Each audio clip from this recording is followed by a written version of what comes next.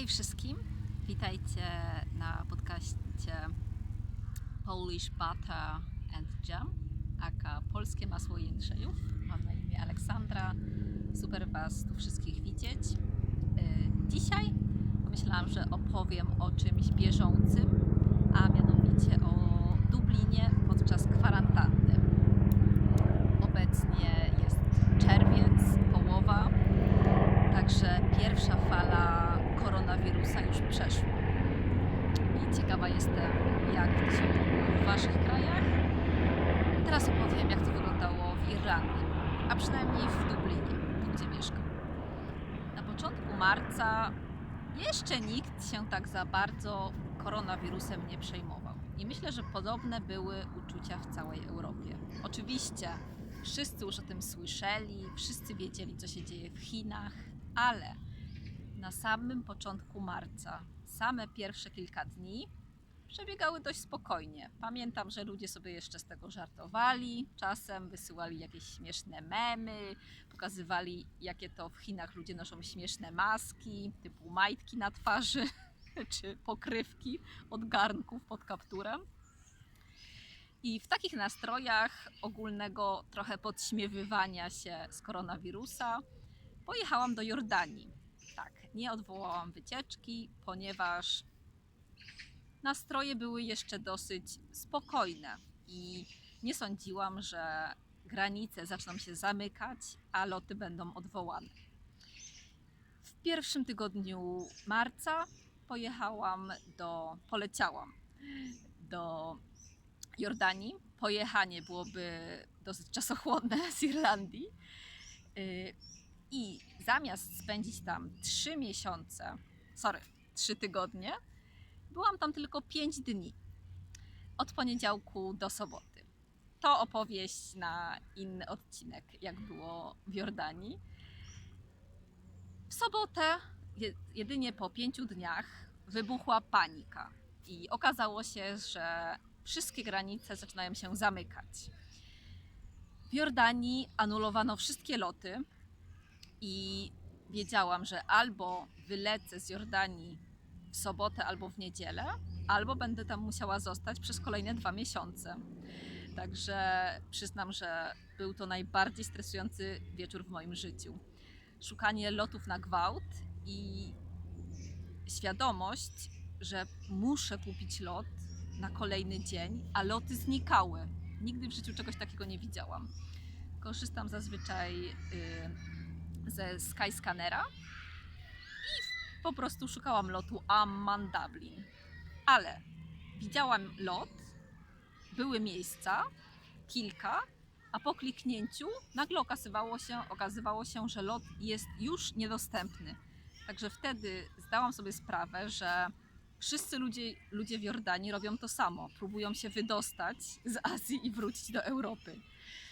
Ale krótko mówiąc, udało się. Kupiłam najdroższy bilet w moim życiu za 700 euro. Powrót do domu, także nie chcę o tym pamiętać. Za 700 euro mogłabym spędzić, nie wiem, miesiąc na Laosie. W każdym razie, kiedy wróciłam do Dublina, zastałam zupełnie inne miasto. Ulice były puste, nastroje były już dużo bardziej poważne. Wtedy zaczęła się też afera z wykupywaniem papieru toaletowego i makaronów i ryżu. Także nastała atmosfera paniki. Więc opuściłam zwyczajne miasto, tak jak wcześniej, a wróciłam do miasta niemalże postapokaliptycznego, gdzie wszystko już było zamknięte poza sklepami spożywczymi, gdzie we wszystkich sklepach były ogromne kolejki, ponieważ wpuszczano tylko kilka osób naraz. I przez 2 miesiące większość biznesów pozostała zamknięta. Ja zostałam zawieszona w pracy, ponieważ pracuję w małej firmie tłumaczeniowej. Przez mała firma mam na myśli 10 pracowników, także naprawdę jest to mała ekipa i po prostu nie było pracy dla wszystkich, ale miałam ogromne szczęście, ponieważ rząd irlandzki, kocham Cię, rząd irlandzki, dawał 350 euro tygodniowo wszystkim osobom, które straciły pracę z powodu koronawirusa albo które zostały zawieszone, tak jak ja. Tak jak ja i mój chłopak również, ponieważ on jest kucharzem, jest szefem kuchni i wszystkie restauracje się zamknęły. Także przez 2 miesiące było wspaniale. Przyznam, że był to jeden z najlepszych okresów w moim życiu, w takim sensie, że był to odpoczynek od pracy, niespodziewany, bo nigdy nie wzięłabym 2-miesięcznego urlopu i nie zostałabym w domu, ponieważ jestem zapaloną podróżniczką i gdybym wzięła 2 miesiące wakacji, na pewno bym gdzieś pojechała. Natomiast tutaj przez 2 miesiące byliśmy w domu, było wspaniale. Spędzałam mnóstwo czasu na świeżym powietrzu, biegałam, uprawiałam jogę, ćwiczyłam, uczyłam się rosyjskiego, uczyłam moją siostrę włoskiego, oczywiście Netflix wieczorami.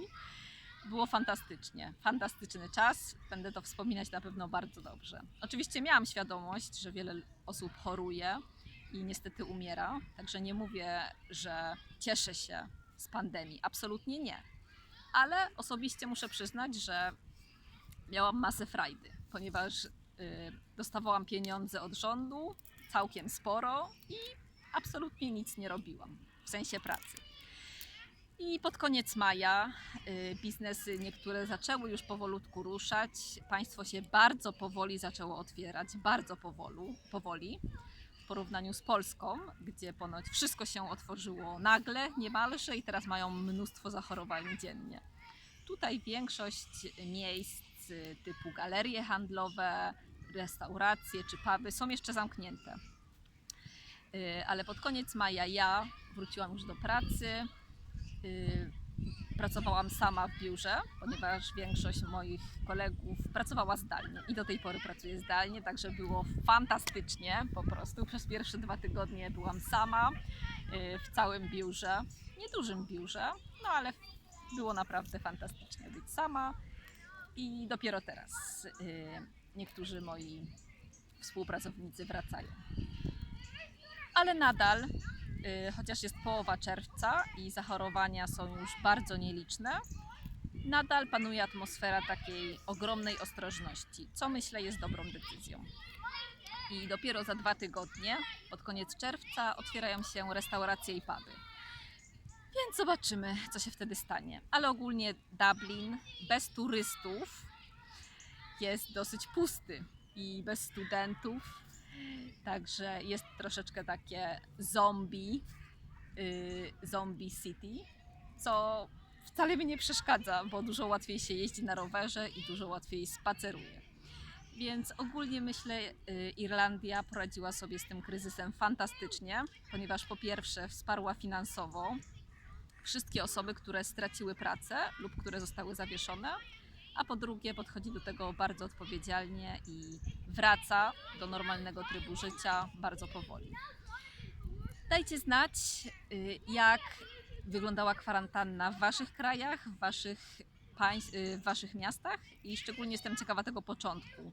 Połowy marca, początku marca, bo pamiętam, że to wtedy nagle granice zaczęły się zamykać i nastało bardzo wiele zmian.